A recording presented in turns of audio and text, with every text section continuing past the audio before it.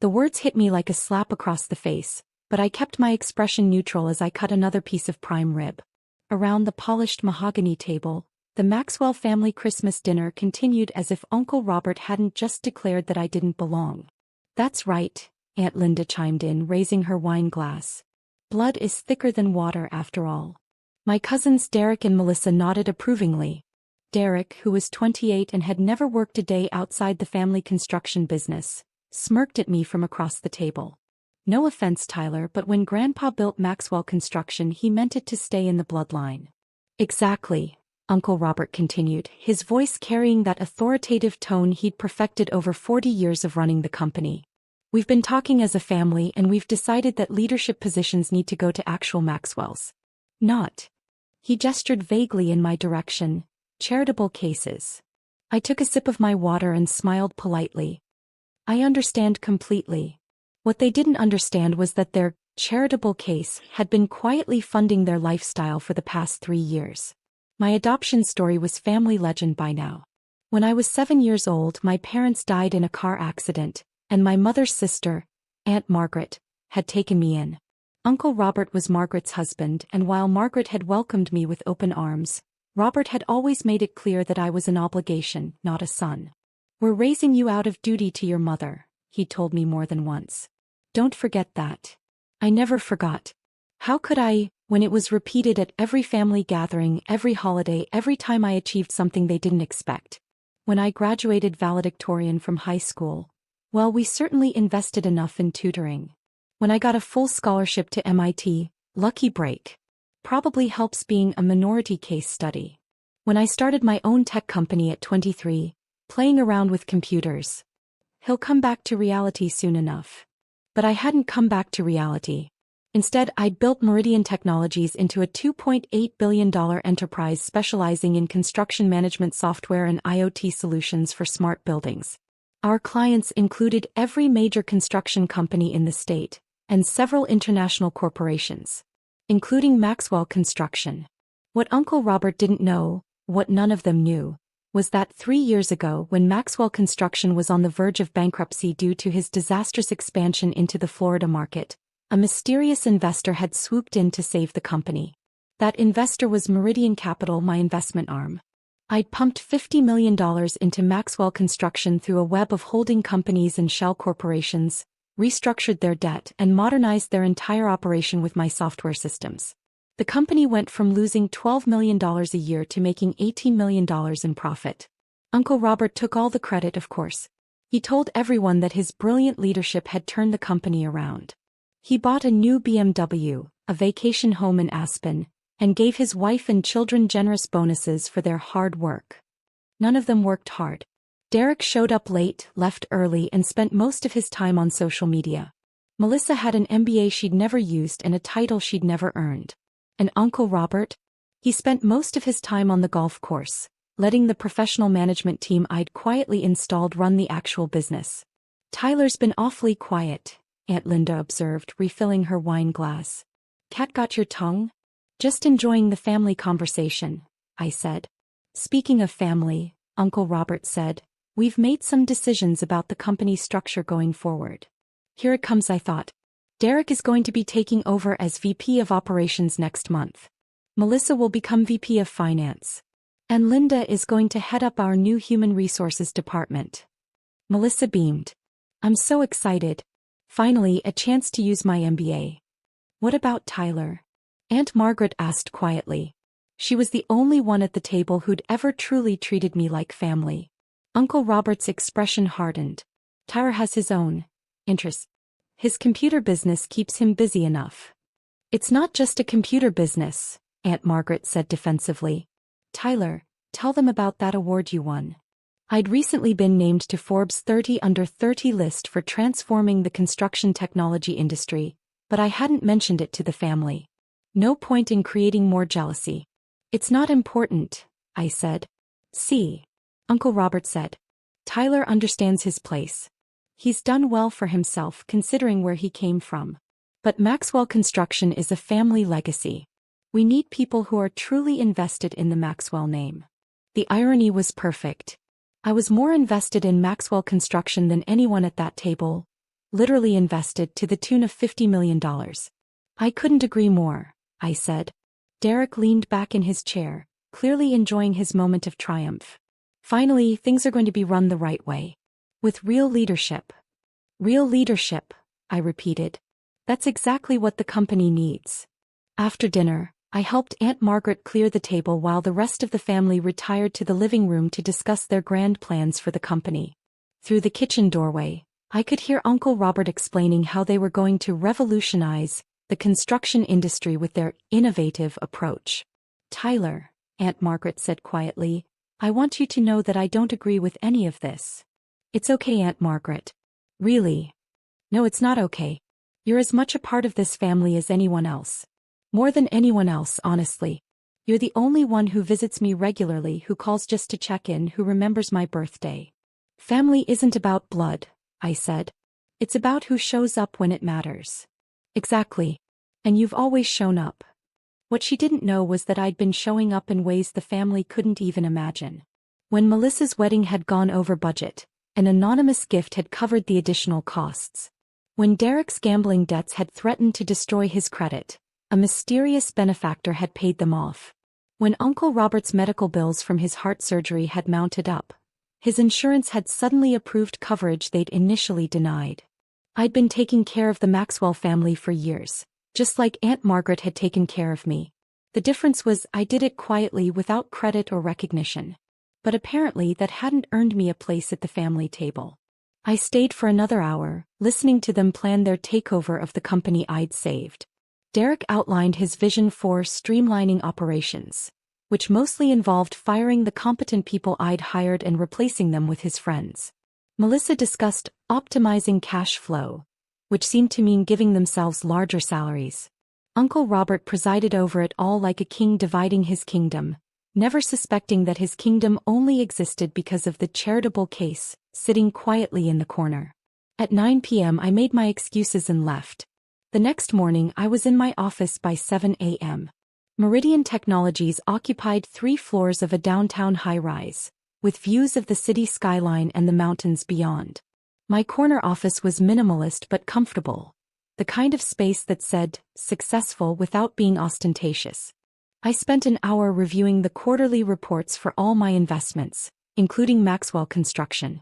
The company was performing well, largely because of the management team I'd installed and the technology infrastructure I'd provided.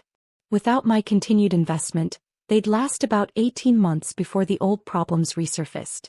At 8:30 a.m. I called my investment manager. Sarah, it's Tyler. I need you to initiate a complete divestiture from Maxwell Construction. The construction company? Tyler, that's been one of our most successful turnarounds. They're showing consistent profits, good management, strong market position. I know. But I want out. Can I ask why? If this is about portfolio diversification, there are other options. It's personal. Sarah had been managing my investments for 5 years. She knew better than to argue when I said something was personal. How quickly do you want this done? Today. Full withdrawal of all capital, termination of all contracts, complete severance of business relationships. Tyler, that's $50 million in investments, plus ongoing contracts worth another $20 million annually. Are you sure about this? I'm sure. Hey. I'll need a few hours to structure this properly. The contracts have specific termination clauses, and we'll need to give them the required notice periods. How much notice? For the investment withdrawal, we can do it immediately. It's structured as callable debt. For the contracts, most have 30-day termination clauses. Do it. This is going to cause some serious disruption for them. I know. After I hung up, I sat back in my chair and looked out at the city. Somewhere out there, Uncle Robert was probably arriving at his office, ready to start his first day as the undisputed king of Maxwell Construction. Derek was probably planning his first streamlining meeting. Melissa was probably designing new business cards with her VP title. None of them had any idea that their kingdom was about to crumble. My phone rang at 10:15 a.m. Tyler, it's Sarah. I've initiated the withdrawal. Their bank should be notifying them within the hour. What about the contracts? Termination notices will be delivered by courier this afternoon. All technology support will cease in 30 days. All consulting agreements are terminated, and the software licenses will revert to limited basic functionality. And the management team? The executives we placed there are employed through our consulting division. They'll be reassigned to other projects. Perfect. Tyler, I have to say this company is going to be in serious trouble without our support. Are you prepared for that? They wanted to run things themselves. Now they'll get their chance. My phone started ringing again at 11:30 a.m. Uncle Robert's number flashed on the screen. I let it go to voicemail. He called back immediately. Voicemail again. Then Derek called. Voicemail. Then Melissa. Voicemail. Then Aunt Linda. Voicemail. Finally Aunt Margaret called. Tyler, what's happening? Robert called me in a panic. He says their bank called about some loan being called in. I couldn't say, I replied honestly. He's saying something about $50 million? That's impossible, right? I mean, where would they even get that kind of loan? You'd have to ask him. Tyler, Robert wants to talk to you. He says it's urgent. I'm sure it is. Can you call him back? He's beside himself. I'll think about it. I didn't call him back. Instead, I went to lunch with a potential client, spent the afternoon reviewing proposals for new investments, and had dinner with Aunt Margaret at her favorite restaurant. She didn't mention the family business crisis, and neither did I. My phone had 17 missed calls by the time I got home. The next morning, Uncle Robert was waiting in my office lobby when I arrived at 7 a.m. Tyler. Thank God.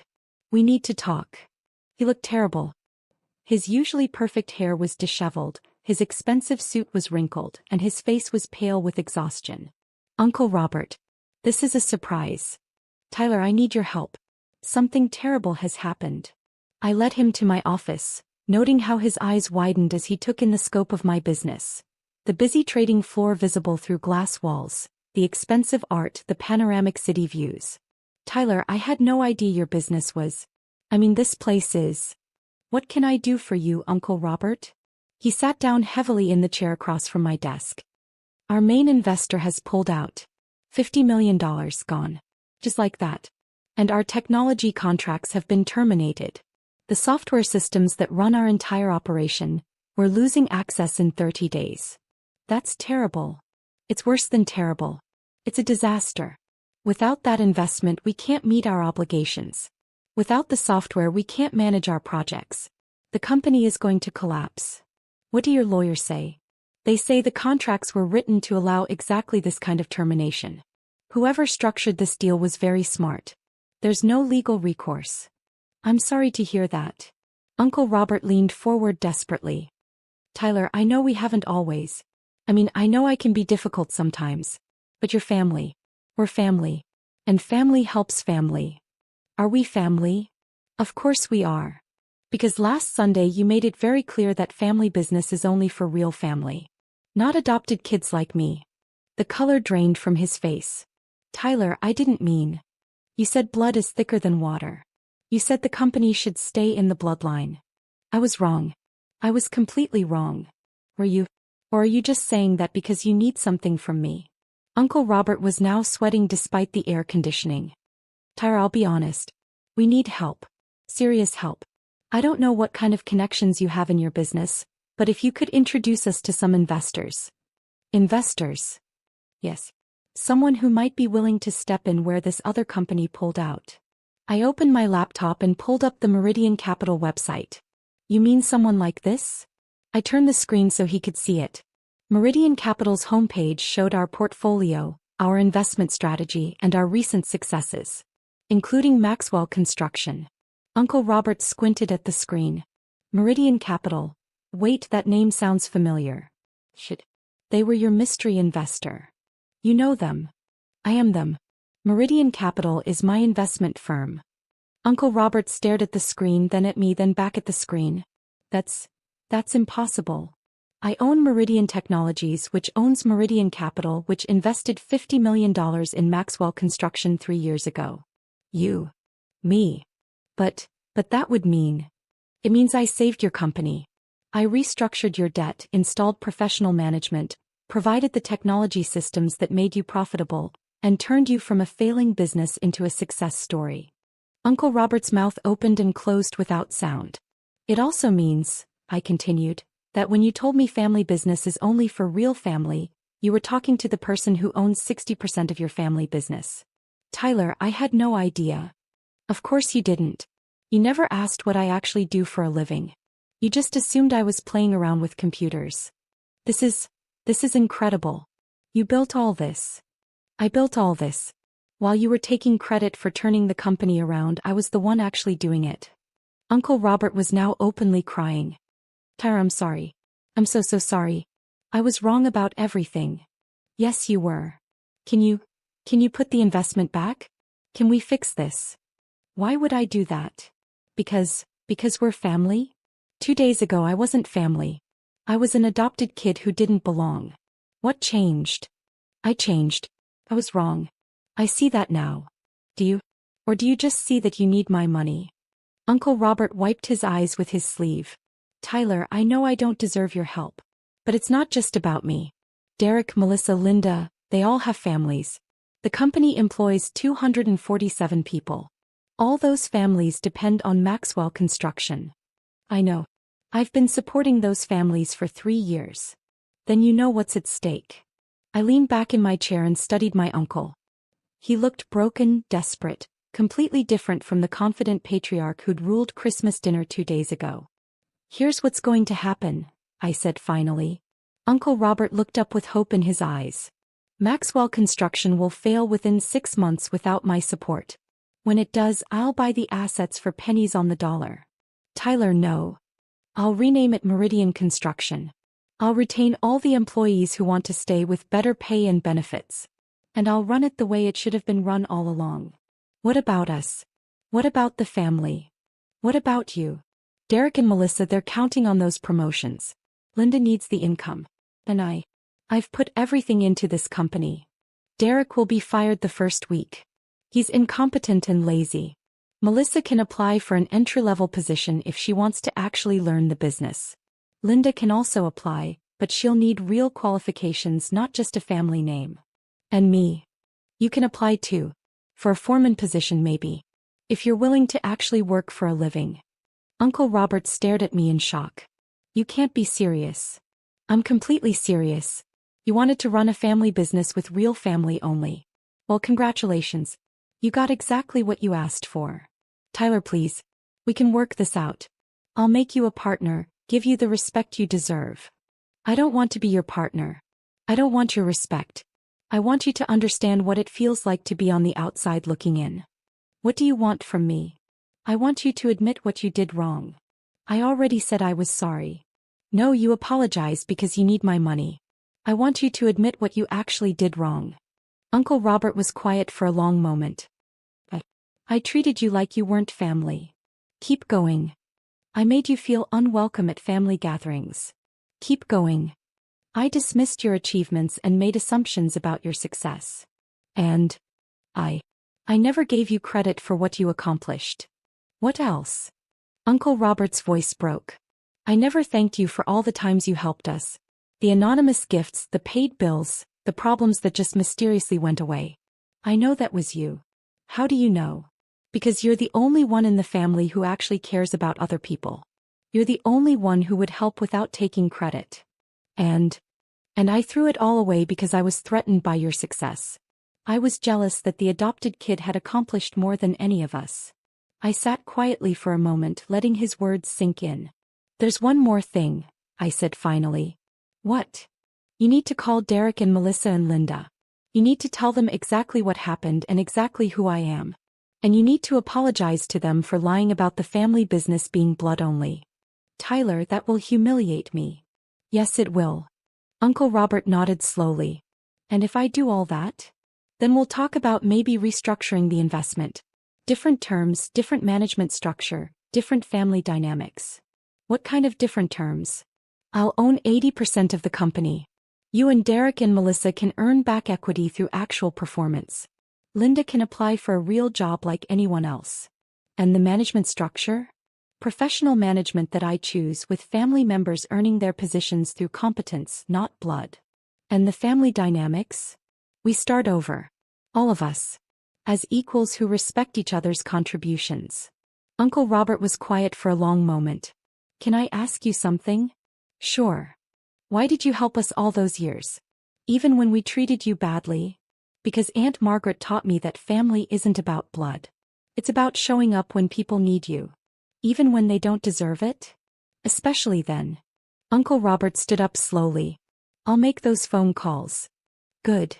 Tyler. Yes. I'm proud of you. I should have said that years ago. I watched him walk toward the elevator, looking older and smaller than when he'd arrived. My phone was already ringing. Sarah, probably wanting to know if I'd lost my mind. But I hadn't lost my mind. I just learned something important about family. Sometimes the people who love you need to lose everything before they can see what they already had. And sometimes the adopted kid becomes the one who saves them all. 3 months later, Meridian Construction was profitable again, with Uncle Robert working as a project foreman and actually enjoying honest work for the first time in years. Derek had been fired as promised, but Melissa was thriving in an entry-level position where she was finally learning the business from the ground up. And every Sunday I had dinner with Aunt Margaret, who always saved me a seat at the family table. Because she'd always known that the most important thing about family isn't where you come from. It's who you choose to show up for again and again no matter what.